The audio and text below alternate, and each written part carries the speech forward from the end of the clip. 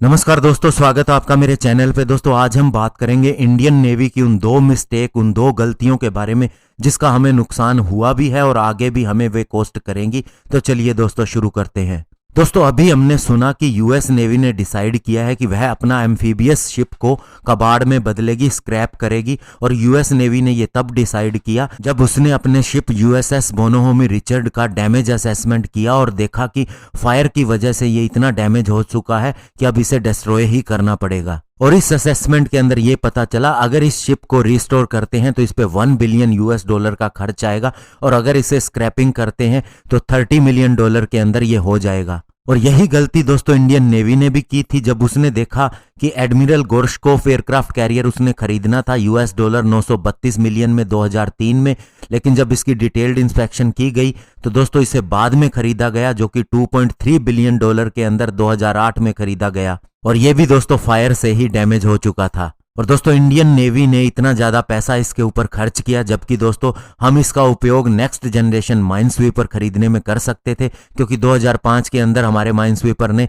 Retire होना शुरू कर दिया था और हमारे पास आज एक सिंगल माइन स्वीपर भी नहीं है। और अभी दोस्तों हम प्लान कर रहे हैं 12 रशियन डिजाइन माइन स्वीपर को खरीदने के लिए, जो कि $2.5 बिलियन के अंदर हो सकता है। ये प्रोजेक्ट 12700 अलेक्जेंड्रिट क्लास के माइन स्वीपर हैं, जिन्हें दोस्तों उसी समय डिजाइन किया जा रहा था जब हमने एयरक्राफ्ट कैरियर खरीदा था। तो ऐसे में दोस्तों अगर उस समय हमने ये फैसला किया होता तो हम इसकी मॉडिफिकेशन अपने हिसाब से करवा सकते थे, स्पेशली हमारी जो ट्रॉपिकल क्लाइमेट रिक्वायरमेंट है उसी हिसाब से। अभी इन शिप को आर्कटिक कोल्ड के हिसाब से बनाया गया है, क्योंकि रशिया के उधर बहुत ज़्यादा सर्दी का मौसम होता है और हमारे यहाँ पर वार्म कंडीशन होती हैं। ऐसे में दोस्तों अगर टेक्नोलॉजी ट्रांसफ़र के थ्रू भी अगर इसे इंडियन शिपयार्ड के द्वारा बनाया जाता है तो हमें बहुत से चैलेंजेस होंगे इनको अपने हिसाब से बदलने के लिए, और इससे डिलीवरी के अंदर भी टाइम बहुत ज़्यादा लग जाएगा और इस पर खर्च भी बहुत ज़्यादा आएगा। और साथ ही दोस्तों जो उस समय हमने एयरक्राफ्ट कैरियर ना खरीदा होता तो हम अपने लोकली बनने वाले एयरक्राफ्ट कैरियर के ऊपर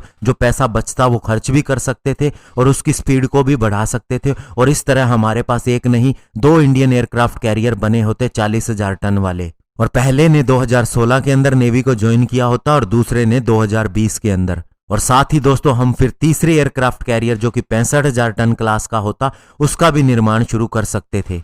और दोस्तों अगर हम दूसरी गलती की बात करें तो इंडियन नेवी ने अभी डिसाइड किया था कि अपनी सिंधु घोष क्लास की सबमरीन को रिफर्बिश करके उसे म्यांमार नेवी को देने के लिए, और आगे भी 2-3 और सिंधु घोष क्लास की सबमरीन उन्हें दी जाएंगी। और ये दोस्तों अच्छा तरीका है इंडियन नेवी का अपनी स्ट्रेटेजिक और डिप्लोमेटिक आउटरीच को इस एरिया के अंदर बढ़ाने का। लेकिन दोस्तों अभी इंडिया ने ब्रह्मोस मिसाइल के समुद्र के अंदर टेस्ट किए, यानी कि नेवल वर्जन के टेस्ट किए। उसमें हमने अपने पुराने वारशिप जिसके अंदर लिएंडर और गोदावरी क्लास के वारशिप थे उनको डुबो दिया, यानी कि उनको टारगेट के रूप में इस्तेमाल किया। इसकी जगह पर दोस्तों अगर हम इन्हें रिफर्बिश्ड कर देते और फ्रेंडली नेशन को सोल्ड कर देते तो न केवल हमें और पैसा मिला होता बल्कि फ्रेंडली नेशन के साथ हमारा इन्फ्लुएंस भी बढ़ा होता। और अभी भी दोस्तों हमारे पास ऐसे बहुत ही लोकल डिजाइन वाले शिप्स हैं जिन्हें डीकमीशन किया जा रहा है और हो सकता है उन्हें भी टारगेट के रूप में इस्तेमाल किया जाए। तो ऐसे में दोस्तों इन्हें रिफर्बिश करके और जो हमारी फ्रेंडली नेशन है जिनके पास ज़्यादा साजो सामान नहीं है